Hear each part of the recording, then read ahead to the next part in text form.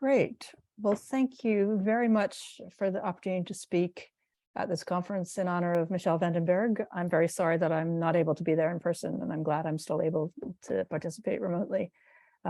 Michel is, of course, a huge influence on me mathematically, but this project I'm going to talk about is the first time that we've ever collaborated on something, and I've really enjoyed working with him as well as with Colin Ingalls and Shinosuke Okawa on this project. I should say that the results I'm going to be talking about are still in the process of being written up. So I think this talk, you should think of this talk as giving a sort of a gestalt picture of the mathematics here. But I just want to insert sort of caution marks around this, that it's possible that the precise theorem statements will change between this talk and the eventual papers. So I'm going to talk about, this is a talk about birational non-commutative geometry. I'm going to talk first about what blowing up is in the non-commutative context, then about non-commutative cubics, then a bit about non-commutative intersection theory, and in particular, how to blow down the opposite of blowing up. And then finally, some moduli problems related to non-commutative cubic surfaces. So starting up, I want to just briefly remind everyone what I mean by non-commutative P2, and then talk about blowing up in this context. So I'm always working over an algebraically closed field of characteristic 0. And everyone in the room, of course, knows the slogan that non-commutative rings are the coordinate rings of non-existent spaces. So we don't have spaces. Instead, we're going to think of the non-commutative rings. So what I mean by a non-commutative P2 is actually its coordinate ring. So this is one of these three-dimensional quadratic Sklyanin algebras. It's defined, as many people in the room know, by a point in P2, ABC. I'm going to take a generic point, and then it's got three generators and three quadratic relations, AXY plus BYX plus CZ squared, and then the other two relations, you just cycle the parameters. So this is a very well-behaved ring. By a foundational theorem in the subject of Artin, Tate, and van den Bergh. It's a three-dimensional Artin-Shelter regular algebra. In other words, it has all of the good properties of a polynomial ring in three variables. So it's got the same Hilbert series as a polynomial ring in three variables. It's an Ethereum domain. It has global dimension 3, et cetera, et cetera, et cetera. Basically, any property you like of the polynomial ring, the Sklyanin algebra will also have.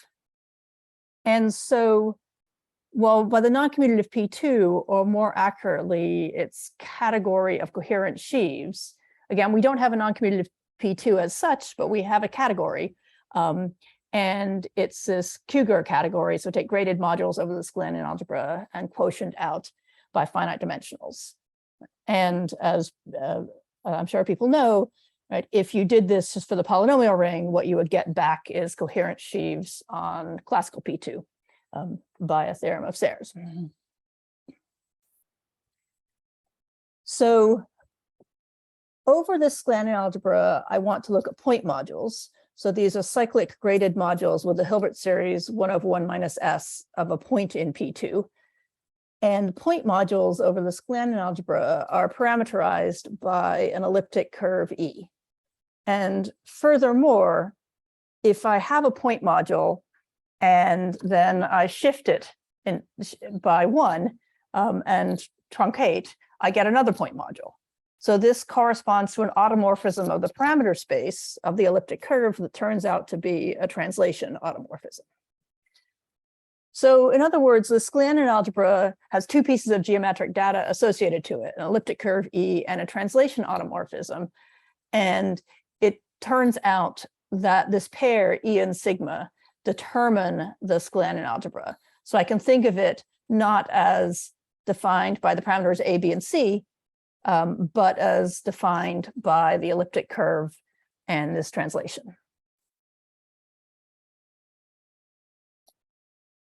So there's a central cubic in the Sklyanin algebra, conventionally called G, which is defined by the property that it's the unique cubic which annihilates all of the point modules. And this cubic plays an important role in understanding the Sklyanin algebra. And in particular, the translation that's one of the defining parameters of the Sklyanin algebra has infinite order exactly when the center of the Sklyanin algebra is just generated by this cubic G. And for the rest of this talk, I'm going to assume that we're in this situation where we have a small center, and this is generic. Okay, so we've talked about noncommutative P2. Let's now talk about blowing up. There's two different technologies to blow up noncommutative surfaces. There's a very categorical method due to Michel, and then Dan Rogalski has a much more hands-on sort of ring theoretic way to do blowing up. They're equivalent, but for the purposes of this talk, I'm going to use the Rogalski technology. So the way you blow up the Sklyanin algebra, say, well, it turns out when you factor out the central cubic G, you get a ring, which I'll write in slightly unconventional notation, B of E, the number 3, and sigma. And it's what's called a twisted homogeneous coordinate ring on E. I'm not going to give the full definition of a twisted homogeneous coordinate ring, although many people will know it. The main defining property I want to use is that there's a sequence of invertible sheaves, which I'll call L sub n on the curve E, of degree 3n. That 3 is the same number 3 as is in the defining data for B, such that the nth graded piece of B is the global sections of L sub n. And so you can see how E and the number 3 define this twisted homogeneous coordinate ring. The automorphism sigma defines the multiplication, which I haven't written down. So this twisted homogeneous coordinate ring, which is entirely constructed from geometric information about the elliptic curve and the automorphism, is what we get when we factor out the central cubic G from the Sklyanin algebra. And so the way Rogalski constructs a blowup is, first of all, you need to replace S by its 3 Veronese, which I'll call T. So this puts the central cubic G now in degree 1 in T. And this isn't a problem in terms of the geometry of the situation, because this Kuger category doesn't change when you pass from S to its 3 Veronese. Then I'm going to take an effective divisor D on my elliptic curve. For technical reasons, I need to have degree not too big. Let's just say less than or equal to 6. And then the blowup of T at D is the subalgebra of T that's generated by all the degree 1 elements that, when I mod out by G, in other words, when I look at their image in B, then they're, okay, so by definition, that's a section of the line bundle L sub 3, and I insist that that section vanishes along the divisor D. So this gives me a subring of T, and I'm going to call it the blowup of T at D. Now, the first time you see this construction, it doesn't look right. Among other things, the functoriality looks wrong, right? We're supposed to have maps. If this is a blowup, then there should be a map from the blowup to the original noncommutative P2, and the map on the ring should go the other way, but here they're going the same way. But if you do this for sigma the identity, then what you're constructing is precisely the anti-canonical ring of the blowup of P2 at the divisor D. This really is the right thing to do, and this really is a deformation of this anti-canonical ring. But so far, I've constructed a ring that's a deformation of the coordinate ring of the blowup, but I've not really motivated why it's legitimate to call this the blowup of T or S at the divisor D. So why is it really a blowup? Well, there's a lot of evidence for this, but let me just give you a few facts. These are due to Van den Bergh and Rogalski in various orders. So first of all, for every point in the divisor D, which you blew up, you get a line module over the blowup. So a module, in other words, with the Hilbert series, 1 over 1 minus s squared of a line. So this is some version of the exceptional line of the blowup. Why is it some version of the exceptional line? Well, there's a semi-orthogonal decomposition where the derived category of the blowup looks like the derived category of T. Sorry, I realize that should be the derived category of Kuger of T.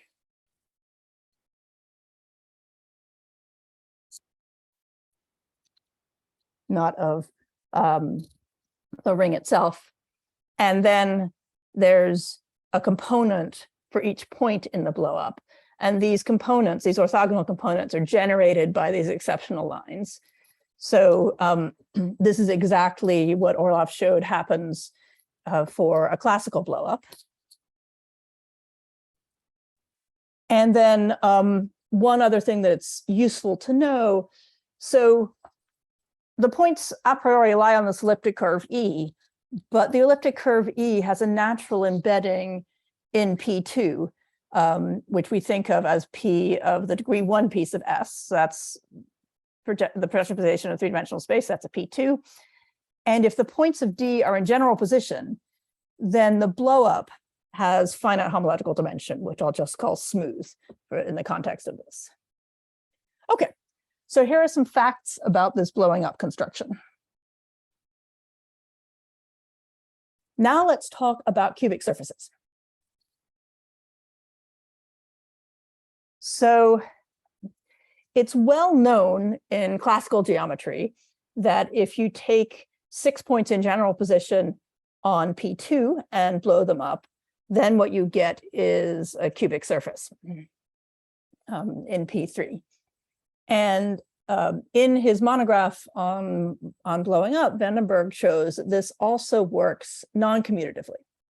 So let's fix an elliptic curve E, fix a translation sigma of infinite order, take a degree 6 effective divisor on E, and then look at the blowup of our Sklyanin algebra at this divisor D. And then there's a 4-dimensional Artin-Shelter regular algebra with a central cubic such that this blowup is isomorphic to D factored by this central cubic. So this 4-dimensional Artin-Shelter regular algebra, I mean, a 3-dimensional Artin-Shelter regular algebra was a non-commutative P2. So we think of this 4-dimensional algebra as a non-commutative P3. I haven't defined Artin-Shelter regular. Let's just say Artin-Shelter regular means it has all the good properties of a polynomial ring. So what Van den Bergh shows is that if you take a 6-point blowup of a non-commutative P2, you get a cubic surface in a non-commutative P3, or more accurately, I suppose, the coordinate ring of that cubic surface. So the proof is very nice. So I'm going to run through it quickly. So first of all, let's call this 6-point blowup, let's call it C. And modulo G, by definition, the degree 1 piece of C is the sections of L3 that vanish at the divisor D. So L has degree 3, L3 has degree 9, the divisor has degree 6. So this is the sections of a degree 3 line bundle. So in other words, what you get is that when you factor out the central cubic G, you factor out this element G, which is now in degree 1, sorry, from this blowup C, what you get is a twisted homogeneous coordinate ring on the elliptic curve associated to a line bundle of degree 3, and now to the automorphism sigma cubed, because I took a Veronese. So twisted homogeneous coordinate rings like that are quotients of the associated Sklyanin algebra. So C mod G is a Sklyanin algebra associated to E and sigma cubed, factored by some cubic H. So let's let X, Y, Z be the generators of B1, a basis for B1. So we can write H as a non-commutative polynomial in X, Y, and Z, which of course goes to 0 when we evaluate it in B. So in C, this non-commutative polynomial H is 0 modulo G.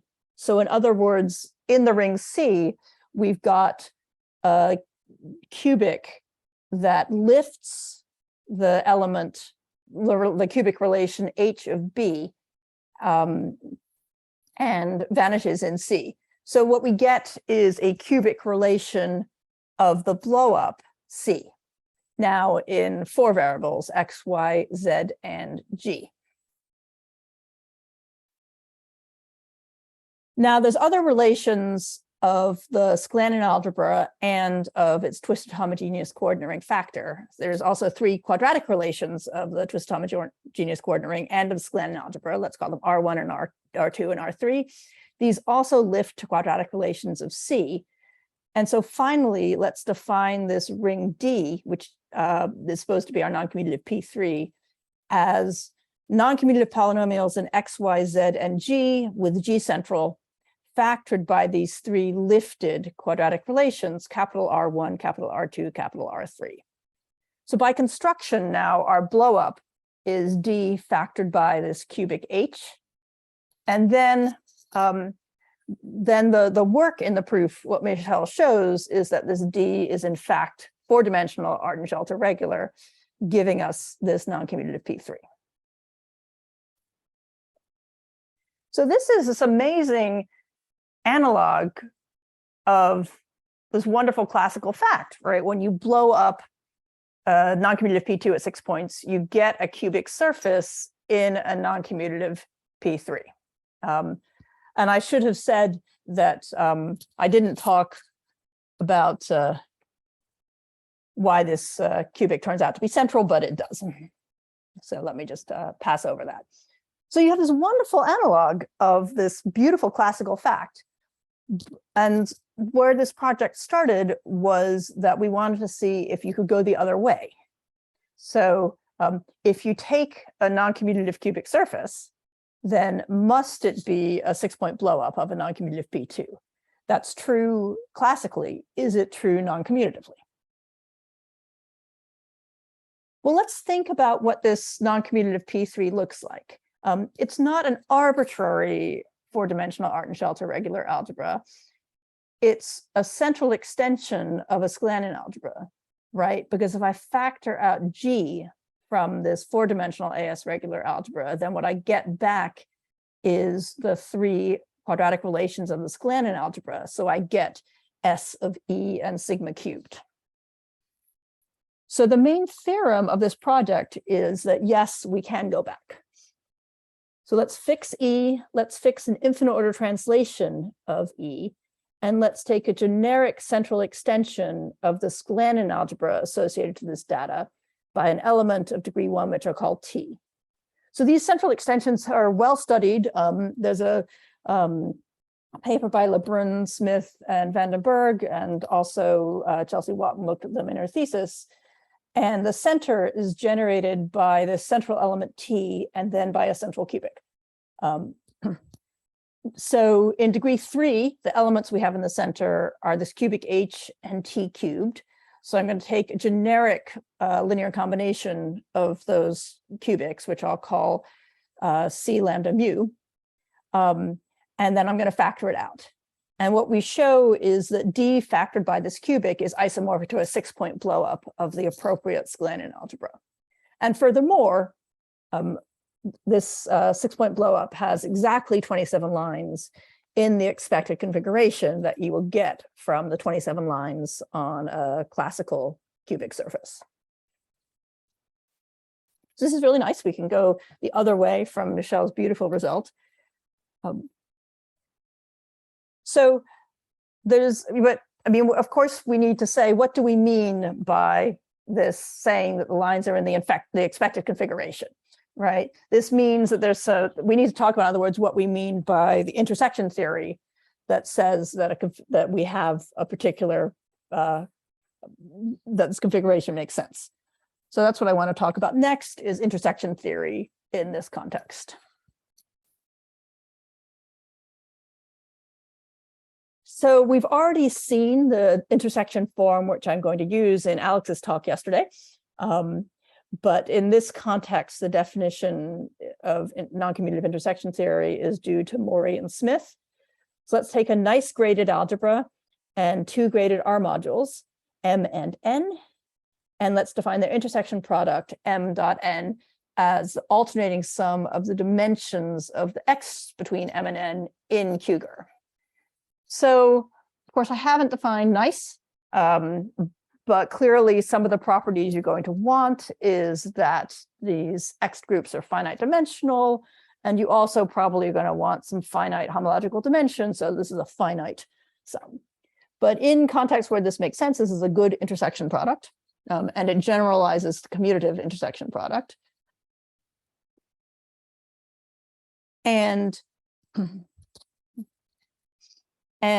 Rogalski, myself, and Stafford looked at what this intersection theory says about exceptional lines of blowups.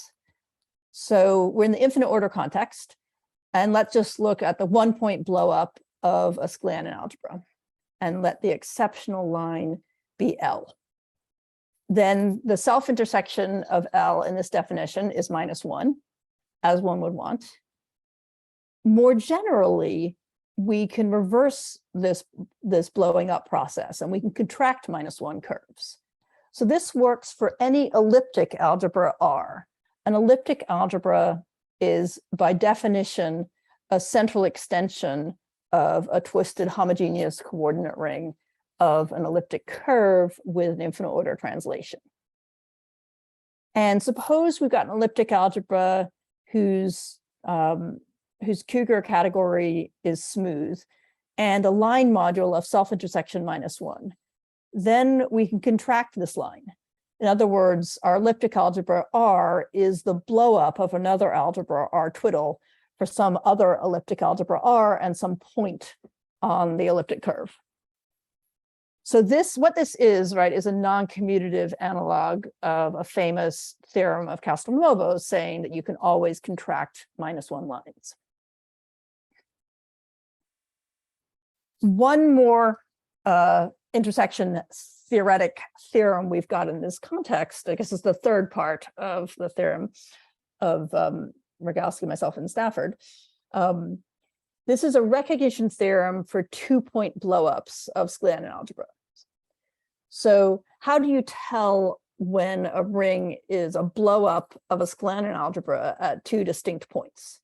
Well, this is exactly when you have an elliptic algebra with smooth Cougar, where the associated twisted homogeneous coordinate ring has degree 7.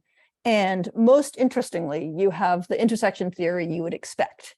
This blowup has 3 line modules, all of self-intersection -1, whose intersection theory looks like the intersection theory we know and love from classical geometry. So the line module L intersects each of the Li with multiplicity 1, and L1 and L2 are disjoint. They intersect to 0. And it's worth pointing out that in this situation, right, I said that since all the line modules have self-intersection -1, in particular, by the Castelnuovo theorem, I could contract this line module L to some other elliptic algebra, and the elliptic algebra I get in this context is a non-commutative quadric.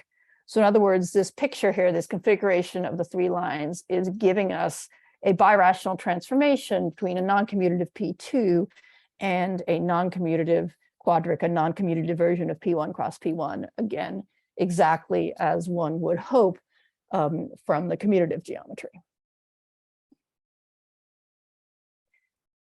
So this is the basic sort of intersection theory technology we've got in the context of these blowups. And let me say a bit about how we use it to prove this converse to Michel's original theorem.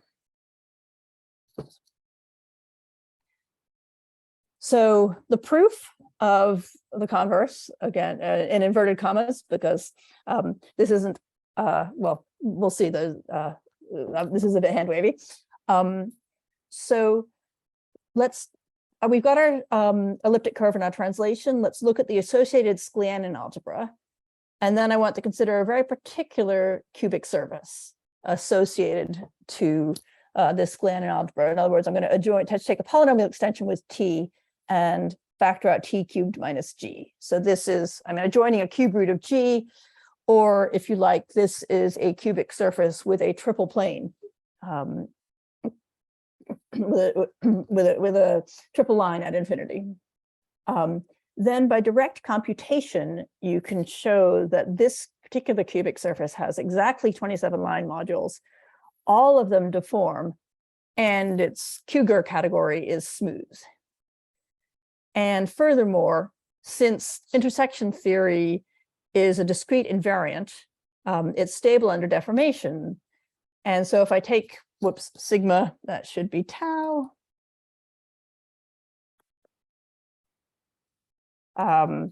Take the automorphism to the identity, these 27 lines need to have the intersection theory of a classical cubic surface.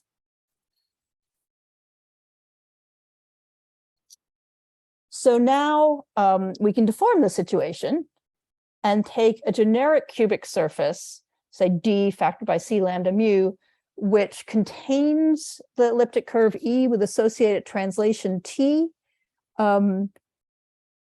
This is a bit, I haven't defined this, but if I have a cubic surface like this, then if I factor out the central element, I get back down to a twisted homogeneous coordinate ring, and I'm saying that twisted homogeneous coordinate ring should be on the elliptic curve E with automorphism tau.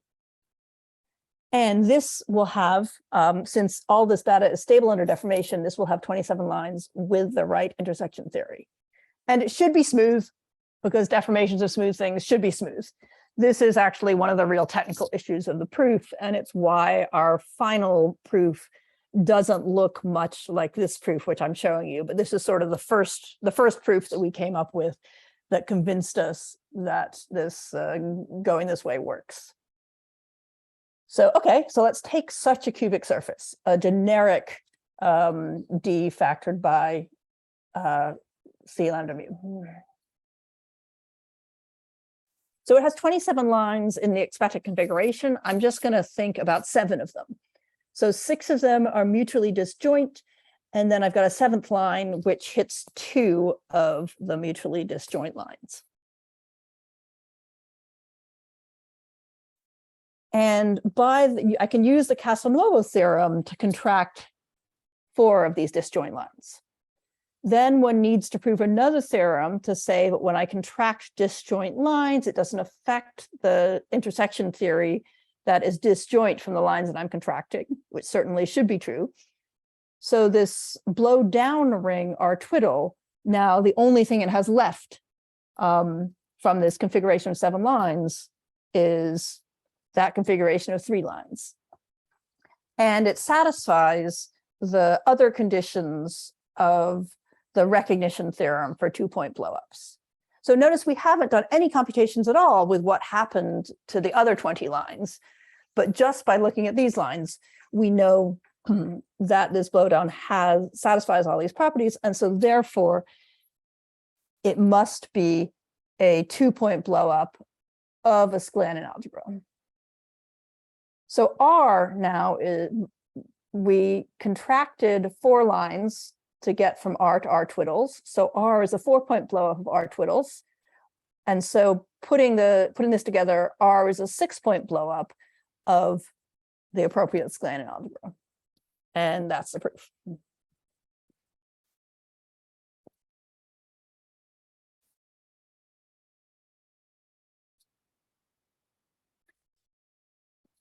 Any questions on that before I move on?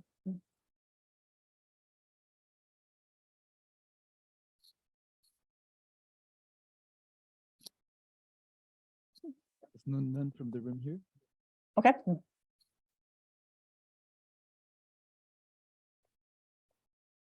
So then the remainder of the talk, I want to discuss some moduli problems associated to this setup. So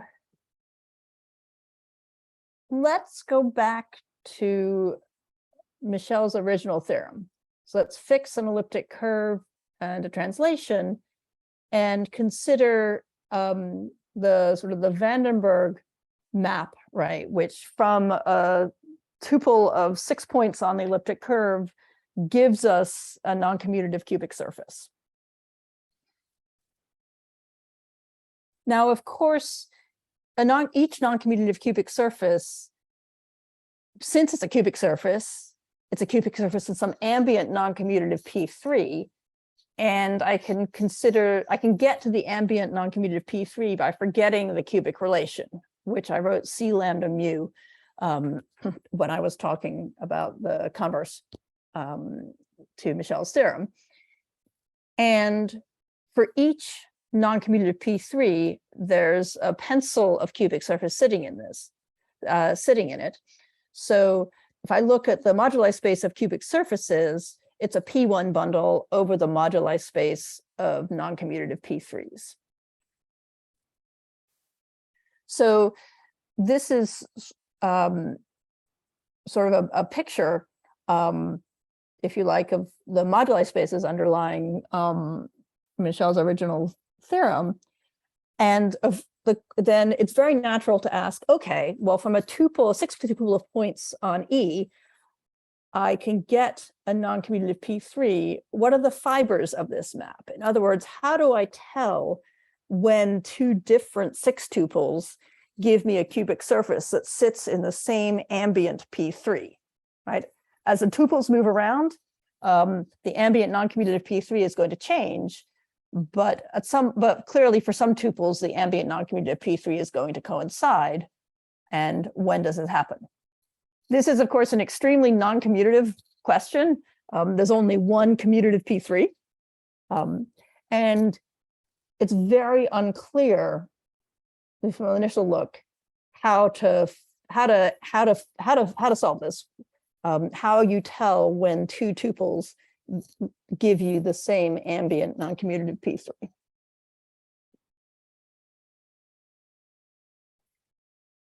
So we can go from a tuple to a cubic surface and then to an ambient non-commutative P3. If we wanted to get back from the cubic surface to the tuple of points, well, there's a choice involved, right?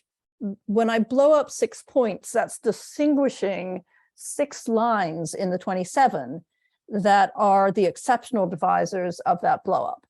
In other words, to go back from the cubic surface to the tuple of points, I need to choose a marking of the 27 lines on the cubic surface. So on a 6-point blowup, the intersection theory is an E6 lattice. More accurately, I should say the intersection theory of the orthogonal component in the Néron-Savary group to the elliptic curve E is an E6 lattice. And the set of markings on the lines is a torsor over the Weil group of E6. So if we want to forget the marking, which is clearly what we do when we go from the tuple to the cubic surface, we need to look at E6 factored by the Weil group of E6. Sorry, E to the 6 factored by the Weil group associated with the Dynkin diagram, E6. Just to be clear, there's 2 different E6s here. So in other words, E to the 6 factored by this Weil group is isomorphic to the parameter space of 6-point blowups where we ignore blowup data. We ignore knowing which of the 6 lines are the exceptional curves. And we've seen by the converse, by Michel's result and the converse, that these 6-point blowups are the same thing as cubic surfaces containing the elliptic curve E and the translation sigma. On the other hand, it's a famous theorem of Liouville that E6 factored by the Weil group is isomorphic to a weighted projective space, P111, 222, 3. That's what it turns out to be. And so what we get is that for any elliptic curve and any translation, cubic surfaces containing this elliptic curve with this translation, or I should say more accurately, a component of this moduli space of cubic surfaces, is isomorphic to this particular multi-projective space, P111, 222, 3. So let's put all this together. We've got this van den Bergh map from e to the 6 to cubic surfaces that factors through E6 quotient by the Weil group, which we've seen is a multi-projective space. And we know that we can forget the central cubic. In other words, there's this P1 bundle that looks at the ambient non-commutative P3. So what we're getting is a map from this multi-projective space to the parameter space of non-commutative P3s. And this map is a P1 bundle. Let's call it pi.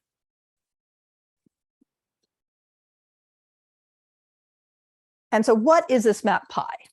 Well, it turns out that the image of pi is the multi-projective space P111222, and pi is just projection. So in other words, this mystery map that went from this tuple of points to the ambient non-commutative P3 is you factor by the Weil group action, and then you project. And this does, in principle, answer the question about which 6 tuples of points give you the same ambient non-commutative P3, although, of course, writing it down concretely is much more difficult.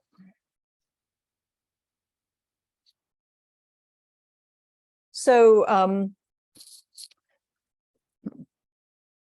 so this actually is what I plan to say. So I'm going to stop here. Thank you very much.